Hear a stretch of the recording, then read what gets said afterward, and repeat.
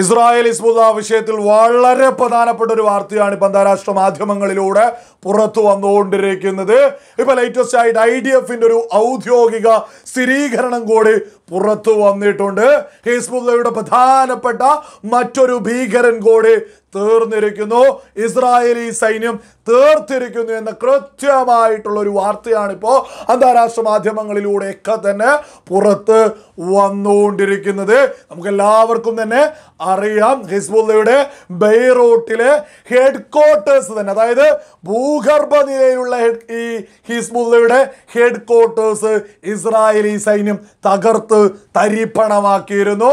ആ ഒരു ആക്രമണത്തിൽ ഹിസ്ബുള്ളയുടെ മേധാവി ഹസൻ നസ്രുള്ള തന്നെ കൊല്ലപ്പെട്ടിരുന്നു. എന്നാൽ ആ ഒരു ആക്രമണത്തിന് ശേഷവും ഇസ്രായേലി സൈന്യം ഹിസ്ബുള്ളക്ക് നേരെ വലിയ പോരാട്ടങ്ങൾ തന്നെയാണ് നടത്തിക്കൊണ്ടിരിക്കുന്നത്. ഹിസ്ബുള്ളയുടെ പ്രധാനപ്പെട്ട കേന്ദ്രങ്ങളൊക്കെ തന്നെ ഇസ്രായേൽ കൃത്യമായിട്ട് ലക്ഷ്യം വെച്ച് തന്നെയാണ് മുന്നേറിക്കൊണ്ടിരിക്കുന്നത്.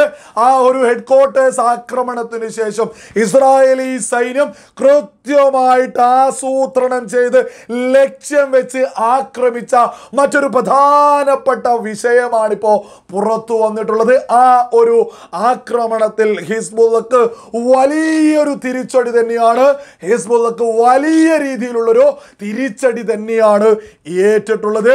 ഇപ്പോൾ ആ ഒരു ആക്രമണത്തിൽ ഹിസ്ബുള്ളയുടെ വളരെ പ്രധാനപ്പെട്ട പ്രിവെന്റീവ് സെക്യൂരിറ്റി യൂണിറ്റിന്റെ കമാൻഡറും എക്സിക്യൂട്ടീവ് കൗൺസിൽ അംഗവുമായിട്ടുള്ള നബീൽ കൗക്ക് എന്ന ഭീകരൻ കൊല്ലപ്പെട്ടിരിക്കുന്നു.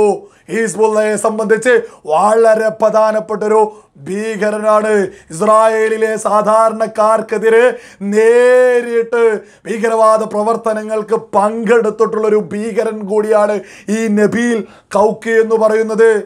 ഹിസ്ബുള്ളയുടെ രൂപീകരണ കാലഘട്ടം, അതായത് 80കളിൽ തന്നെ ഹിസ്ബുള്ളയിൽ എത്തി അവിടെ പ്രവർത്തനങ്ങൾ തുടങ്ങി മുന്നോട്ട് പോയിട്ടുള്ള ഒരു ഭീകരൻ കൂടിയാ ഈ നബീൽ കൗക്ക് എന്ന് പറയുന്നത്. അമേരിക്ക ഔദ്യോഗികമായിട്ട് തന്നെ ആഗോള ഭീകരനായിട്ട് പ്രഖ്യാപിക്കുകയും ചെയ്ത ഒരു കൊടും ഭീകരനാണ് ഈ നബീൽ കൗക്ക് എന്ന് പറയുന്നത്. ഈ നബീൽ കൗക്കിനെയാണ് ഇസ്രായേലി സൈന്യം ആസൂത്രണം ചെയ്ത് കൃത്യമായിട്ട് തീർത്തിട്ടുള്ളത്. വളരെ വളരെ പ്രധാനപ്പെട്ടൊരു വിഷയം തന്നെയാണ് ഇപ്പം അന്താരാഷ്ട്ര മാധ്യമങ്ങളിൽ പുറത്തു വന്നുകൊണ്ടിരിക്കുന്നത്. ലോകത്ത് സമാധാനം ആഗ്രഹിക്കുന്ന ഏതൊരാൾക്കും വളരെയേറെ സന്തോഷം നൽകുന്നത് തന്നെയാണ്. സകല ആളുകളും ഗൗരവത്തിൽ തിരിച്ചറിയേണ്ട വളരെ പ്രധാനപ്പെട്ടൊരു വിഷയമുണ്ട്. ഹിസ്ബുള്ളക്ക് നേരെ ഇസ്രായേൽ നടത്തുന്ന ഈ പോരാട്ടങ്ങളൊക്കെ തന്നെ ഇസ്രായേൽ എന്ന രാജ്യത്തിന് വേണ്ടി മാത്രമുള്ളതല്ല, ലോകത്ത് സമാധാനത്തിനു കൂടിയുള്ള, ലോകത്ത് സമാധാനം ആഗ്രഹിക്കുന്ന സകല ആളുകൾക്ക് വേണ്ടിയിട്ടുള്ള പോരാട്ടത്തിലാണ് ഇസ്രായേൽ എന്ന് സകല ആളുകളും തിരിച്ചറിയണം. നമ്മൾ തന്നെ എത്ര ദിവസങ്ങൾ വീഡിയോകൾ ചെയ്യുമ്പോഴും എത്ര മേധാവികൾ, എത്ര കമാൻഡർമാർ ഹിസ്ബുള്ളയുടേത് കൊല്ലപ്പെടുന്നു എന്ന് നമ്മൾ ചർച്ച ചെയ്യുന്നു.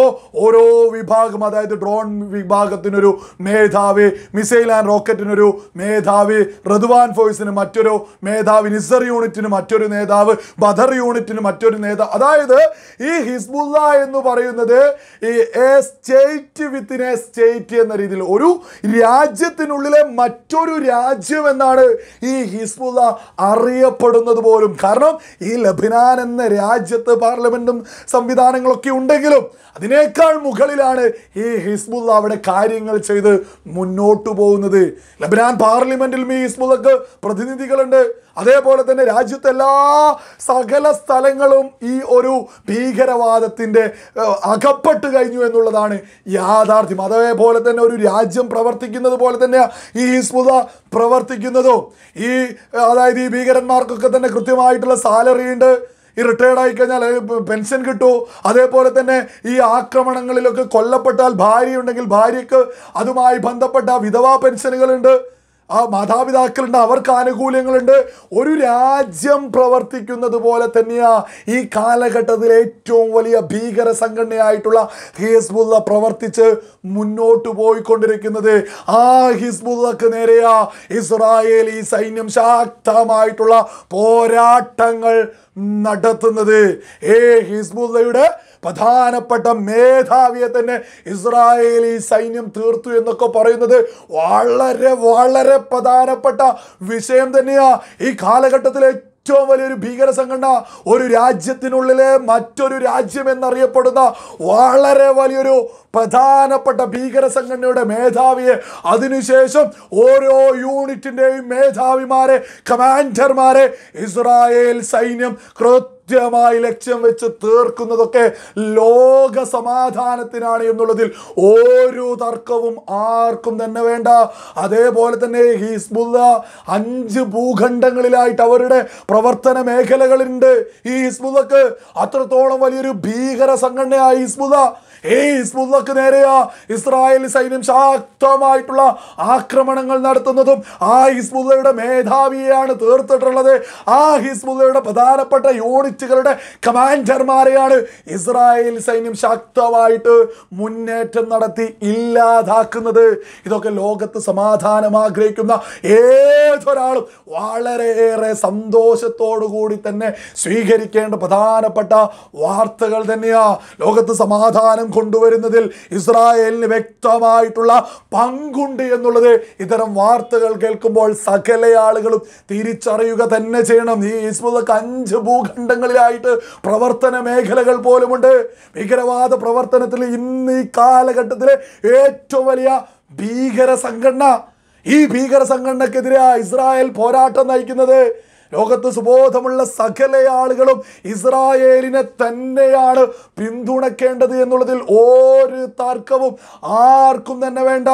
ഈ ഹിസ്ബുള്ളയും ഇസ്രായേലും തമ്മിൽ എന്തെങ്കിലും വിഷയമുണ്ടായിരുന്നോ? ഒരു വിഷയമില്ലായിരുന്നോ? ഒക്ടോബർ 7 ഹമാസ് എന്ന ഭീകര സംഘടന ഇസ്രായേലിലേക്ക് കടന്നു കയറി ഒരിക്കലും അംഗീകരിക്കാൻ സാധിക്കാത്ത വിധത്തിൽ ഭീകരവാദികളെ കൊണ്ട് എന്തൊക്കെ സാധിക്കുന്നോ അത്തരത്തിലുള്ള വലിയ ക്രൂരതകൾ ഹമാസ് ഒക്ടോബർ 7 ഇസ്രായേലി ജനതയ്ക്ക് നേരെ നടത്തി. ആ ഒരു ആക്രമണത്തിന് യാതൊരു മനുഷ്യത്വമില്ലാതെ ഹിസ്ബുള്ള എന്ന ഭീകര സംഘടന അവർക്ക് പിന്തുണ കൊടുത്ത് രംഗത്തെത്തി.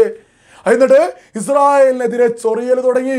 ആ ചൊറിച്ചിൽ തുടങ്ങിയ സമയത്ത് തന്നെ ഹിസ്ബുള്ളയുടെ എണ്ണം തുടങ്ങി ദിവസങ്ങൾ എണ്ണപ്പെട്ടു കഴിഞ്ഞു എന്നുള്ളത് കൃത്യമായിട്ട് സുബോധമുള്ള സകല ആളുകളും തിരിച്ചറിഞ്ഞതാ. ഈ ഹിസ്ബുള്ള ചൊറിയൽ പതുക്കെ പതുക്കെ ചൊറിഞ്ഞു.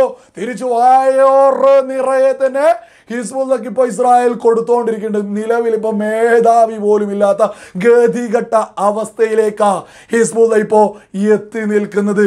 ഇസ്രായേലിനെ ചൊറിയാതെ പോയിരുന്നെങ്കിൽ ഇന്നും ഈ മേധാവിയും അതുമായി ബന്ധപ്പെട്ട സംഘടനകൾക്കൊക്കെ തന്നെ മുന്നോട്ട് പോവാമായിരുന്നു.